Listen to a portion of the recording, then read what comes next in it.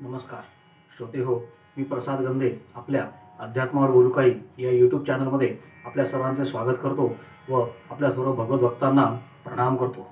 ओम नमो भगवते वासुदेवाय. ओम नमः ब्रह्मण्य देवाय गो ब्राह्मणहिताय जगद्गीताय कृष्णाय गोविंदाय नमो नमः. ओम श्रीकृष्ण परमात्मने नमः. आज आपण पवित्र अधिक मास ग्रंथामधील 22व्या अध्यायाकडे वाटचाल करत आहोत. तर आपण आता सुरुवात करू. एकदा भगवंताचं स्मरण करू. ओम नमः ब्रह्मण्य देवाय गो ब्राह्मणहिताय जगद्गीताय कृष्णाय गोविंदाय नमो नमः. ओम भूर्भुवः श्रीकृष्ण परमात्मने नमः. अध्याय 22.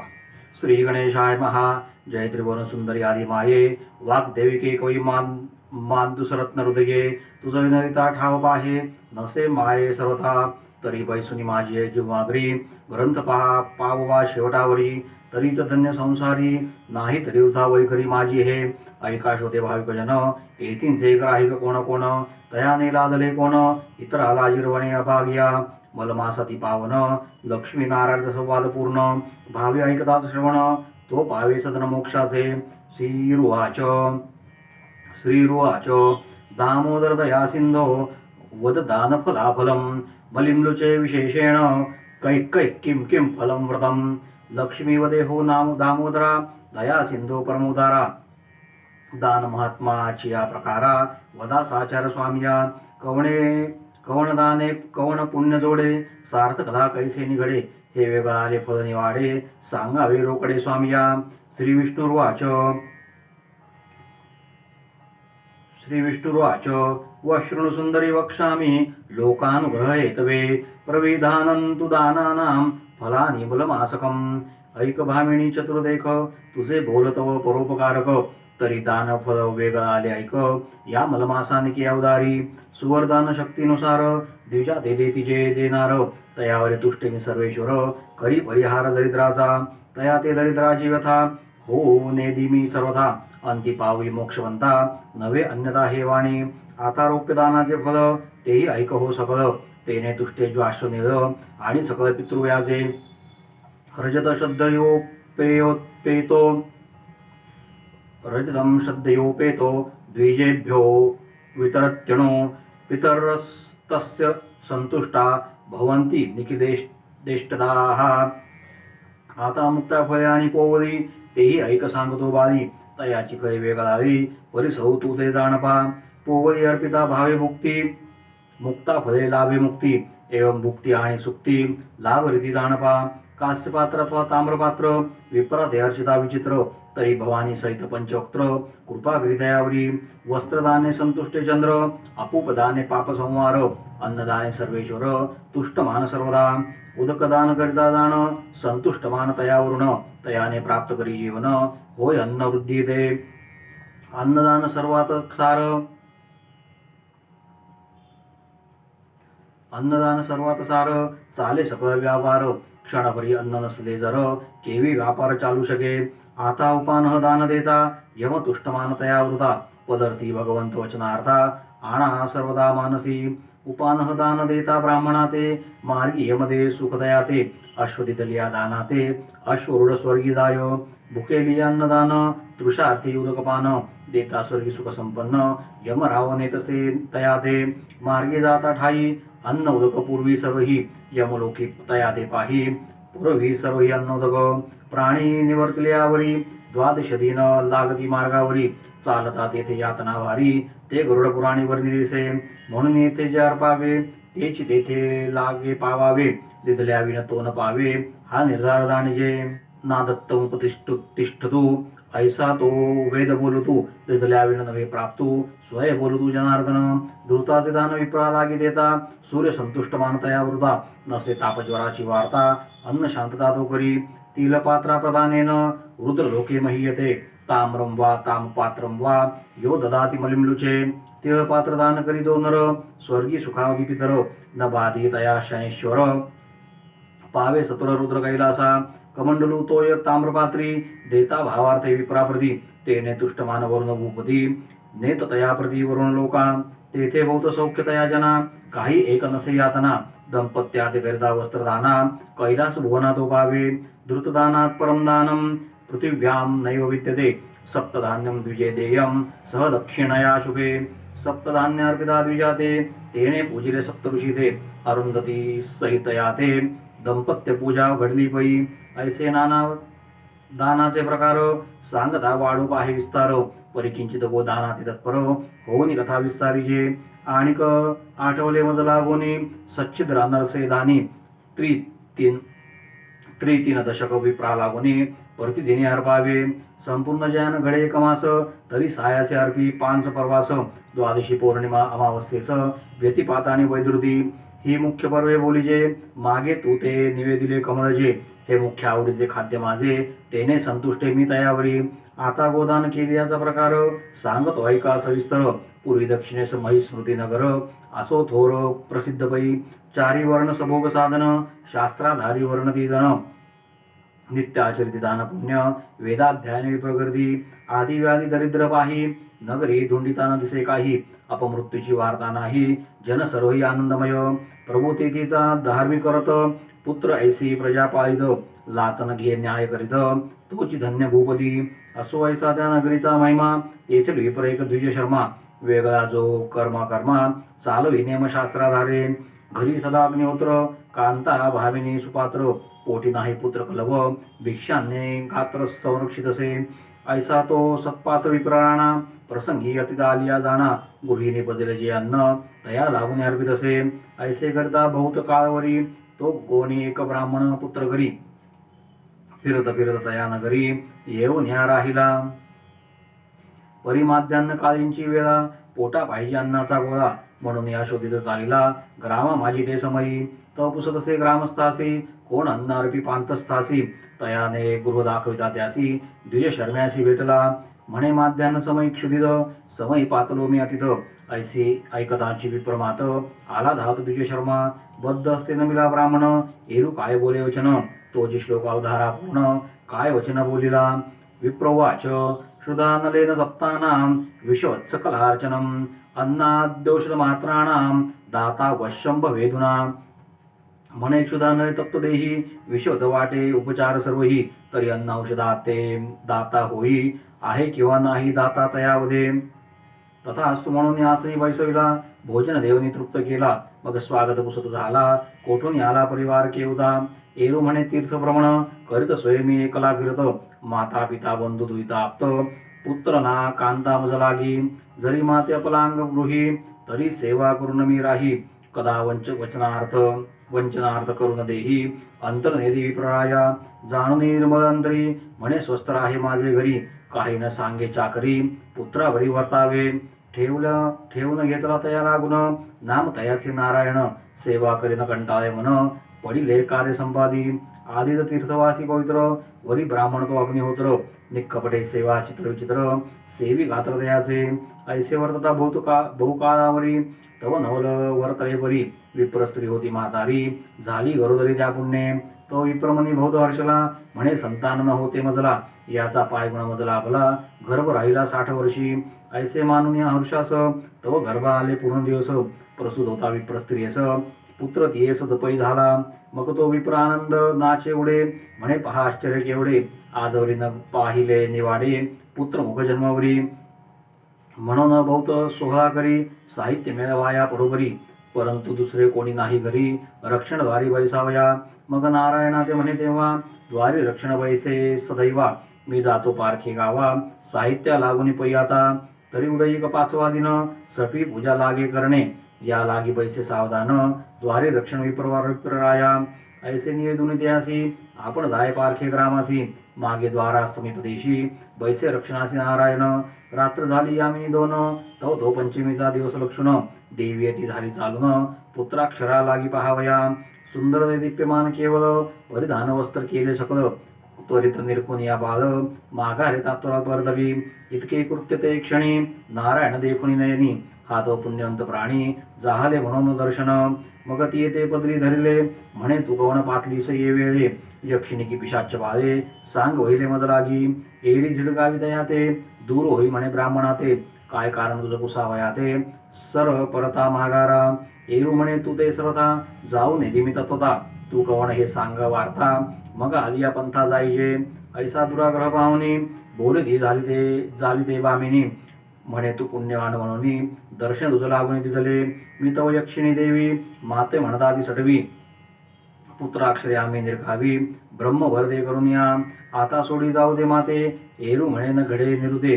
काय अक्षर याच्या बाळाते ते माते निरुदे सुखी होई. ऐकून तयाचे वचन देवी वदे तू ते काय प्रयोजन. जे होणार ते सुखी होत असे जाण ब्रह्माक्षर कोण टाळू शके. मग तव विप्र लागत असे चरणी सांगे तुके कृपे करुणी. मग आणिक पुसे कहाणी तव ते यक्षिणी बोलत म्हणे हा विप्र कुमार पाही. धन धान्य नसे याचे दैवी कांतापुत्र तेही नाही. उदरनिर्वाह केवता तरी तक्र विक्रय करून चालेल याचे उदरपोषण. शतायुष्याचे हा पूर्ण मरण अकाळी. ऐसे वचन ऐकता ते वेळी एरे नमस्कारून बोलविली. मणी म्हणे हे नाथ चंद्रमौली केवी कोळी पुत्र ऐसा. केवढा पवित्र विप्राणा ऐसा पुत्र तया लागून. काय ऐसे संतान होऊन निसंतान परी भले. केवढा हर्ष विप्राचे म्हणी जन्मदारभ्य सोहळा देखुनी. प्राण देईल हा ऐकता क्षणी म्हणून मौलीनं बोलावे.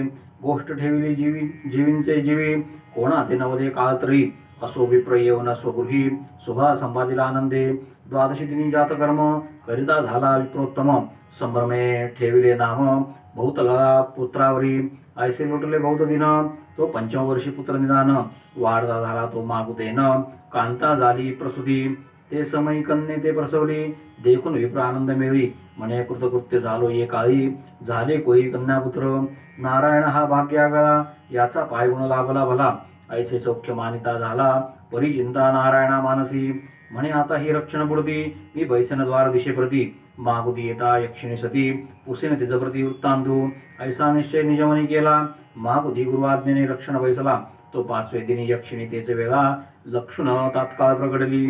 अक्षय निर्गुण कन्येचे भाली निगती झाली ते क्षणी बाली. तव एरे पदरी दृढ धरली नमस्कारी भावार्थे. म्हणे माते कृपा करून मदसी सांग कन्याक्षरे ती कैसी. एरी म्हणे वारंवार कापुससी मूर्ख होसी रे ब्राह्मणा.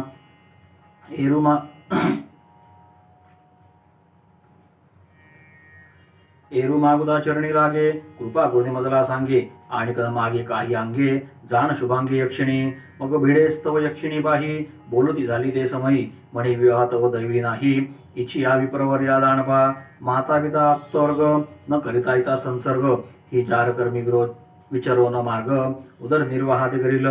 त्याही वरी पूर्णाविषयी रोग व्याधी नाही शरीरासी. शतवर्षे इच्छी या कर्माची प्रवर्तती निश्चयशी जाणपा.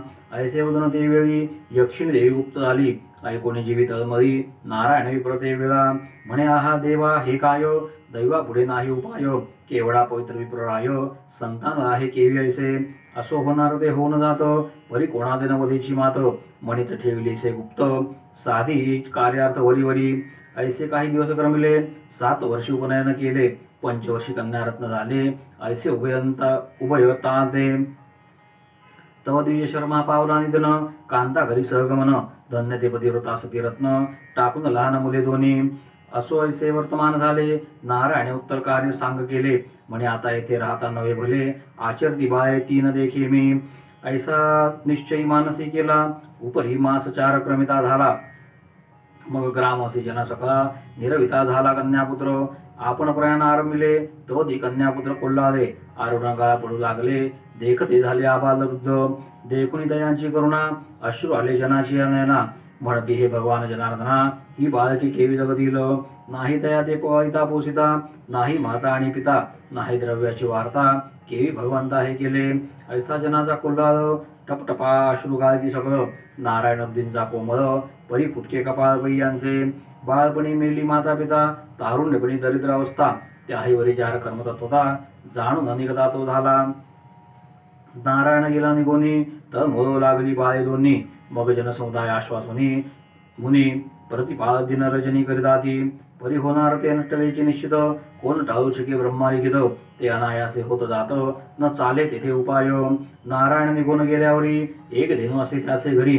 तिची सेवा निरंतरी विप्रकुमार करीत असे. जाऊनी रानात पाही तृण आणि तसे लवलाही, निज करे तिचा पैसा साचवी, क्रय विक्रय लावी तक्राते. भगिनी ते वय 5 आपण स्वये 10 वर्षा, परी उदरनिर्वाह परियसी, उभयंता सरसी लोटीत. कन्या मृत्तिका पात्र घेऊनी, उदक आणि तसे प्रतिनी, एरुस वगैरे दह्याची कथली घेऊनी, दधी मथुन करी तक्र. तयाचा विक्रय करून लागेल दे आणून धान्य, ते उभयता पचवून उदर पोषण करीताती. ऐशी लोटली 2 वर्षे 2, तो पुढे प्राप्त झाले व्यसन. कोणी एक सभाग्य वेश्या जाण, उतर देऊन नदी दिरी. समागमे गजाश्वरत, दास दासी ते बहुत, स्वय हे स्वरूपवंत, अप्सरा भासत इंद्राची. ऐसी ते येता नदी तिरी, विप्र कन्या देखील नेत्री. मृण्मय पात्र घेऊन शिरी, तेही घाबरी पाहत असे. कधीच पाहिला नाही समुदाय, म्हणून तेथे उभी राहे. तव वेश्य निलवला आहे, पाचा दिले आपणापै. मग पुसती झाली वर्तमान, म्हणे दुखवणाची कोण. स्वरूपे दिसती सुंदर पूर्ण, वस्त्र मलिन फाटके. तू ते ऐशी दशा प्राप्त झाली, कवण हे दुर्जने तू ते गांजली. वर्तमान सांग मज जवळी. मग ते विप्रबाई बोलत, माय बापे गेली मरून, एक बंधू तोही लहान.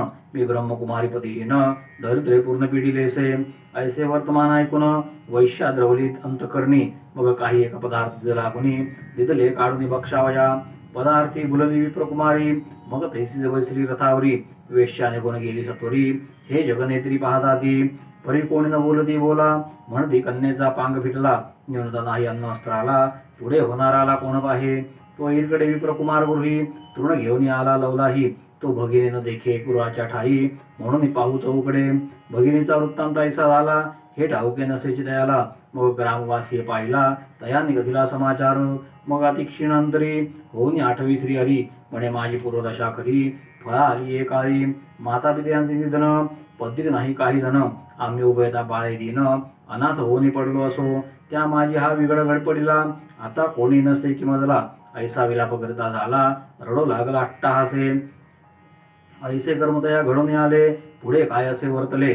ते पाहिजे श्रवण केले, म्हणे पुढील प्रसंगी. आता धेनुसेवा फळली कैसी, तेही श्रवण करा सावकाशी. मुक्ती झाली त्या उभयंतासी, ते सावकाश परिसिजे. इति श्रीमल महात्म ग्रंथ पद्मपुराणचे संमत मनोहरस्त विरचित 22तमोऽध्याय गोडः. श्रीकृष्णार्पणमस्तु. ओम यत्र योगेश्वर कृष्णो यत्र पार्थो धनुर्धरः, तत्र सर्वयोगबुद्धिर्ध्रुवा नितिर्मध्रुवम्. ओम श्रीकृष्ण परमात्मने नमः. तत्सत् श्रीकृष्णार्पणमस्तु. तर श्रोते हो, आज आपण पवित्र अधिक मास ग्रंथामधील 22व्या अध्यायाचे श्रवण केले. त्यात परत मागच्या अध्यायाप्रमाणेच भगवान श्रीहरी व माता लक्ष्मी देवी या दोघांचा संवाद आहे आणि त्या संवादामध्ये त्यांनी एक गोष्ट सांगितली आहे. त्याच्यावर आपण थोडेसे विवेचन करू. तर या 22व्या अध्यायामध्ये महालक्ष्मी लक्ष्मी देवी भगवंताला म्हणते की हे दामोदरा, भक्तांच्या आणि सर्वसामान्यांच्या जीवनाच्या उद्धारासाठी तुम्ही काहीतरी एवढ्या ज्या काही बाकी गोष्टी सांगितल्या आहेत, तरी पण दानाचे काय महत्त्व आहे ते तुम्ही सांगावे. तेव्हा भगवंत म्हणतात, हे कमलनयनी कमलसागरी, तू सर्व जनांच्या सामान्य लोकांच्या उद्धारासाठी कायम मला प्रश्न विचारतेस आणि त्यातून सर्वसामान्य लोकांचा उद्धार करतेस. तर आता मी तुला गोष्ट सांगतो, ती तो आता ऐक, असे म्हणून भगवंतांनी पुढे सांगण्यास सुरुवात केली.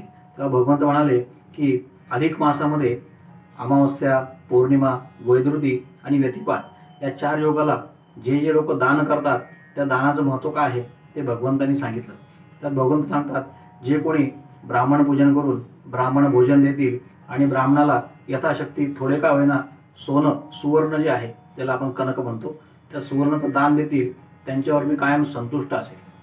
तसेच जे कोणी चांदीच्या रूपामध्ये चांदी दान देतील, ब्राह्मणाला चांदी दान देतील, त्याच्यावरचं सगळं विघ्न मी काढून टाकेल, त्याला कुठलेही रोगराई होणार नाही असे भगवंत सांगतात. त्यात ते पुढे सांगतात, ज्याची ही सुद्धा परिस्थिती नाही त्या व्यक्तीने काय करावे. तेव्हा भगवंत सांगतात की तांब्याच्या तामणामध्ये किंवा कुठल्याही धातूच्या तामणामध्ये माझे खूप आवडती गोष्ट आहे, ती म्हणजे अनारसे. आता आपण अधिक मासामध्ये बघतो अपूपदानाचा आपण संकल्प करतो. अपूपदान म्हणजे काय, तर अपूपदान हे म्हणजे सच्छिद्र दान, जे चांगल्या तुपापासून बनलेला आहे, म्हणून त्याला अनारसे, जे भगवंताचं महाविष्णूंचं आवडतं पदार्थ आहे, म्हणून आपण अधिक मासामध्ये आपूप दान करत असतो. तर भगवंतांनी या अध्यायामध्ये सांगितलेलं आहे की जे कोणी तांब्याच्या तामणामध्ये, ताटामध्ये, पात्रामध्ये, तांब किंवा दुसरं कुठले पण धातूच्या पात्रामध्ये जे कोणी ब्राह्मणाला अनारसे दान करेल आणि त्याचं पूजन करेल, त्याच्यावर माझी विशेष कृपा असेल. आणि जर तुम्हाला हे सुद्धा शक्य नसेल, काही कारणास्तव जर तुमच्याकडनं ह्या कुठल्याच गोष्टी होऊ शकत नसतील, तर भगवंत म्हणतात महिनाभर हे दान करायचं आहे. महिनाभर शक्य नसेल तर कमीत कमी ह्या ज्या पंचपर्वणी ज्या सांगितल्या आहेत, अमावस्या, पौर्णिमा, व्यतिपात, वैदृधी, या वेळेला आपण हे दान करावं. आणि हे तेव्हा सुद्धा शक्य नसेल तर महिन्यातनं एकदा तरी करा तुम्ही, असं भगवंतांनी आपल्याला याच्यामध्ये उपदेश केलेला आहे. आणि तुमच्याकडे हे सुद्धा शक्य नसेल तर या अधिक मासामध्ये गोसेवा, आपली जी गौमाता आहे त्या गोमातेचं विशेष सेवा सांगितलेली आहे. ती ह्या अध्यायात आणि पुढच्या अध्यायात अशी विभागून सांगितली आहे. तर ह्या अध्यायामध्ये एक कथा सांगितली भगवंतांनी, ती आपण आता थोडीशी बघू. भगवंत सांगतात, पूर्वी एका देशामध्ये एक नगर होतं. त्या नगरामध्ये सगळ्या वर्णाचे लोक होते. ते आपापल्या धर्मानुसार वागत होते आणि तिथे कोणाचाही अपमृत्यू नव्हता किंवा कोणी रोगी आहे, कोणी दुःखी आहे, असा कोणीही त्या नगरामध्ये नव्हता. आणि अशा चांगल्या सुशील आणि सुशिक्षित अशा पूर्ण याच्यामध्ये सर्व धर्माचे लोक आचरण करत असताना ब्राह्मण, तिथले जे ब्राह्मण जे होते ते सगळे धर्मकर्मी होते. आपले अनुष्ठाने करत असत आणि आचार धर्माने ते वागत असत. पुराण श्रवण आणि पुराण पठण करणे हे त्यांचे आद्य कर्तव्य असे. तर तिथील एक ब्राह्मण होता, ज्याचे नाव होते सुकर्मा. त्या ब्राह्मणाचा, तो ब्राह्मण आणि त्याची पत्नी यांची फार काही परिस्थिती नव्हती, पण जेमतेम याच्यावर त्यांचा उदरनिर्वाह चालू होता. जे काय मिळेल ते खायचे आणि बाकी भिक्षा मागायचे. या व्यतिरिक्त त्यांचा उदरनिर्वाह नव्हता. परंतु पत्नीसुद्धा खूप पतिव्रता होती आणि एवढं सगळं असून सुद्धा त्यांच्या पोटी अपत्य नव्हतं. तर एकदा असं झाले, एका गावचा एक ब्राह्मण कुमार फिरत फिरत त्या नदी तीरी आला आणि दुपारची वेळ झाल्यामुळे त्याला खूप भूक लागली होती. तेव्हा त्यांनी आजूबाजूला गावामध्ये चौकशी केली की मला आता भूक लागली आहे, मला कोण अन्न देऊ शकेल. पांतस्थ जो फिरतीवर जो आहे, वाटसरू जो आहे, त्याला इथे अन्न कोण देईल. तेव्हा सगळ्यांनी त्याला त्या ब्राह्मणाच्या घराचा पत्ता दाखवला व त्याचं नाव सांगितले. जेव्हा ब्राह्मणाने त्याला बघितले तेव्हा त्याने विचारले, आपण कोण आहात. तेव्हा त्यांनी सांगितले की मला आता खूप भूक लागली आहे, त्यामुळे मला अन्नाची खूप गरज आहे, तर तुम्ही अन्नाची माझी व्यवस्था करू शकता का. त्यावर तो ब्राह्मणाने त्याला, विप्रकुमाराला म्हणजे ब्राह्मणाच्या मुलाला त्यांनी नमस्कार केला. विष्णू स्वरूप मानून आपण वामन स्वरूप म्हणतो, त्या पद्धतीने त्याला नमस्कार केला व त्याला बसायला आसन वगैरे दिले. त्याला जे काही होतं घरामध्ये पदार्थ, त्यातून त्याचं पोटभर त्याचं जेवण दिलं, त्याला अन्न दिलं. आणि ते झाल्यानंतर ते त्याला म्हणाले, हे विप्रकुमारा, आता तुला कुठेही जायची गरज नाही, तू कुठून आलास. तेव्हा त्यांनी त्याची हकीकत सांगितली, अशा अशा गावातला मी आहे, परंतु मी आता तीर्थयात्रेसाठी बाहेर पडलो, माझ्या पुढे मागे कोणीही नाते नाहीत किंवा कोणी नाही आहे माझ्या मागे. असे म्हटल्यानंतर हा म्हणाला की आता तू कुठे जायचं नाही, तू इथेच राहायचं आणि काय घरी असेल तर फक्त घरी राहायचं माझ्याकडे. माझा काही मुलगा नाही आहे, तू माझ्या इथे राहा, तुझा मुलासारखा मी सांभाळ करेल. तर तो तयार झाला. असं म्हणून काही दिवस व्यतीत झाल्यानंतर असे घडले की त्या सुधर्मा ब्राह्मणाची जी पत्नी होती तिचं वय तर 60 वर्ष होतं. त्यांच्या पोटी अपत्य नव्हतं. तरीसुद्धा आश्चर्य असे घडले भगवंताच्या कृपेने की वयाच्या 60व्या वर्षीसुद्धा तिला दिवस गेले आणि ती गरोदर झाली. त्यामुळे हा जो ब्राह्मण होता तो खूप आनंदित झाला व तो म्हटला की ह्या मुलामुळेच, या मुलाचा पायगुण चांगला आहे, त्याच्यामुळे आजपर्यंत मला पुत्रमुख बघायला मिळालं नाही, आता ते मला बघायला मिळेल. असे म्हणून तो आनंदित झाला. त्या विप्रपत्नीचे, ब्राह्मणाच्या पत्नीचे दिवस भरले आणि ती प्रसूत झाली. तिला एक सुंदरसा मुलगा झाला. तेव्हा हा एवढा आनंदलेला होता की तो म्हटला, आता पारखा नावाचे जे गाव आहे जवळचं, तिथून मला सगळी तयारी करावी लागेल आणि 12व्या दिवशी सगळं जातकर्म करावं लागेल. परंतु आता घरी तर कोणी नाही आहे. तेव्हा तो त्या मुलाला, ज्याचं नाव त्यांनी नारायण ठेवलं होतं, तो त्या नारायणाला म्हणाला की तो आता दारासमोर इथे बस आणि रक्षण कर, तर मी दुसऱ्या गावात जाऊन येतो. 5व्या दिवशी सटवी देवी येईल आणि त्या मुलाचं भाग्य लिहील, तर तू लक्ष ठेव. असे म्हणून तो निघून गेला. 5 दिवस झाले. 5व्या दिवशी सटवी देवी तिथे आली व तिने त्या मुलाचे भाग्य बघितले, बाळाचे भाग्य बघितले व ती निघाली. नेमकं तेव्हाच या नारायणाने तिला बघितले वास्तविक सटवी देवी आहे, परंतु या नारायणाचं पुण्य एवढं होतं की त्याला त्या देवीचे दर्शन झाले. त्यांनी काय केलं, तिचा पदर धरून ठेवला आणि तू कोण आहेस, कुठून आली आणि कुठे चालली आहेस, तू नक्कीच कोणतरी चांडाळी आहेस, कोणी पापीण आहेस, असं तो म्हणू लागला. तेव्हा ती म्हणाली की तू सोड, तू कोण मला विचारणारा. तेव्हा त्यांनी सांगितले की या बाळाचे जे वडील आहेत ते असे गेले आहेत आणि त्यांनी मला इथे रक्षणासाठी ठेवले आहे, त्यामुळे तू का आली होतीस हे मला समजल्याशिवाय मी तुला काही सोडणार नाही. तिने बघितलं हा नारायण नावाचा जो बाळ आहे तो फार हट्ट करत आहे. तेव्हा तिने सांगितले की बाळा, तुझं भाग्य फार मोठं आहे की तुला माझे दर्शन झाले. माझे नाव सटवी देवी आहे आणि मी जन्मलेल्या बाळाचं भविष्य बघायला मी आले होते. असं म्हटलं तर त्यांनी अजून तिचा पदर धरून ठेवला आणि आता तिचं भविष्य काय हे मला सांग, असं त्यांचं तिच्या मागे लागला. तेव्हा तिने पहिल्यांदा खूप नाही म्हटली, पण नंतर तिने हट्ट बघितला. मग त्यांनी सांगितलं आता भविष्य काय सांगू त्या मुलाचं. म्हणे त्या मुलाचं भविष्य असं आहे की तो लहान असताना त्याचे आईवडील जातील, त्याच्याकडे धन काही राहणार नाही, तो काही करू शकणार नाही, असं त्याचं आयुष्य आहे, असं म्हणून ती निघून गेली. तेव्हा हा नारायण खूप विचार पडला, किती वाईट अवस्था आहे की हा ब्राह्मण एवढा विप्र भला आहे आणि त्याच्या पोटी असा मुलगा आला, त्यापेक्षा नसता तर बरं झालं असतं. पण तो आता आपण हे सांगू शकत नाही. त्या ब्राह्मणाला जर आपण सांगितलं तो फार दुःखी होऊन जाईल, म्हणून तो शांत बसला. ब्राह्मण गावाहून आला, त्यांनी यथाशक्ती ब्राह्मण संतर्पण केलं, मोठा सोहळा केला आणि असाच मार्गक्रम व्यतीत चालू होता. तेव्हा तो मुलगा मोठा होत असताना परत त्याची पत्नी गर्भवती झाली, तिला सुंदर कन्या झाली. त्यावेळेलाही अशीच गती होती की तो गावाला गेला आणि त्याने त्या नारायणाला दारापाशी ठेवले. त्यावेळेला सुद्धा मागच्या वेळेसप्रमाणेच 5व्या दिवशी सटवी देवी आली, तिने तिचे भाग्य बघितले आणि ती निघाली. तेव्हा मागच्या वेळेप्रमाणेच त्याने तिचा पदर धरून ठेवला आणि ती म्हणाली मला सांग तू आता काय आहे. तेव्हा ती म्हणाली तू दरवेळेला का बरं असा आड येतोस. तर त्यांनी खूप हट्ट धरला, नाही तू मला सांगच. तेव्हा त्यांनी सांगितलं की या मुलीचं मी भविष्य काय सांगू, हिचं आयुष्य फार दरिद्री जाणार आहे आणि नंतर ती वेश्या मार्गाला लागेल आणि त्याच्या आधी सुद्धा बाळपण कसं आहे तर तक्र म्हणजे ताक विकत तिचं बाळपण जाईल, असं सांगितलं आणि ती निघून गेली. तेव्हा त्या नारायणाला फार वाईट वाटलं की अरे रे किती वाईट अवस्था आहे. एवढा धर्मराजा धर्मरथ ब्राह्मण होता, वेद अध्ययन करणारा आणि धर्माने आचरण करणारा पवित्र ब्राह्मण आहे, त्याची पत्नी फार पतिव्रता आहे आणि त्यांच्या पोटी असे आपत्ती आलेले आहे. त्याला वाईट वाटले फार, पण तो काही बोलला नाही. आणि काही दिवसानंतर असे झाले, वयोमानुसार तो जो ब्राह्मण होता त्याला मृत्यू आला आणि त्याच्याबरोबर त्याची पतिव्रता पत्नीसुद्धा सती निघून गेली, 2 बाळं ती ठेवून गेली. याला वाईट वाटले. आता त्याने असा विचार केला आपल्या दोघांचे भविष्य तर माहिती आहे सटवी देवीने सांगितल्यामुळे, आता आपण इथे राहणे उचित नाही, असे म्हणून तो निघाला. तेव्हा हे दोघं बाळं त्याची रडायला लागले, परंतु त्याने निश्चय केला होता त्यामुळे तो निघून गेला. जाताना त्यांनी गावातल्या लोकांना सांगितले की तुम्ही यांचा सांभाळ करावा. त्याप्रमाणे गावातल्या लोकांना वाईट वाटत होते की एवढे लहान बाळं आहेत, आई वडिलांचं छत्र हरपलं आहे, पैसा अडका नाही, आता यांचे सांभाळ कोण करणार. म्हणून थोडासा सांभाळ लोक करत होते, आपापल्या परीनं करत होते. तेव्हा त्याच्या इथे दारामध्ये एक गाय बांधली होती. मग तो बाळ काय करायचा, आता तो मोठा झाला होता, त्यामुळे तो 10 वर्षाचा असल्या कारणानं तो आजूबाजूच्या जंगलामधून लाकडे वगैरे तोडून आणि गाईसाठी चारा गाईची सेवा करायचा आणि ते काही दूध मिळेल त्यातनं ताक तयार करून बहीण भाऊ विकत होते आणि अशाप्रमाणे ते आपला उदरनिर्वाह करत होते. परंतु एक दिवस झाले काय की गंगा किनारी एक राज दरबारी असलेली वेश्या तिच्या हत्ती घोड्यांच्या लवाजमासह आली आणि तेव्हा तिने या मुलीला बघितले. तेव्हा तिने विचारले तू कोण आहेस, काय आहेस. तेव्हा तिने अशी माझी हकीकत आहे असं सांगितलं, आई वडील नाहीत अशी अशी अवस्था आहे. तेव्हा ती तिच्याबरोबर तिला एक वस्तू दिली आणि तिला मोहात पडून ती आपल्याबरोबर घेऊन गेली.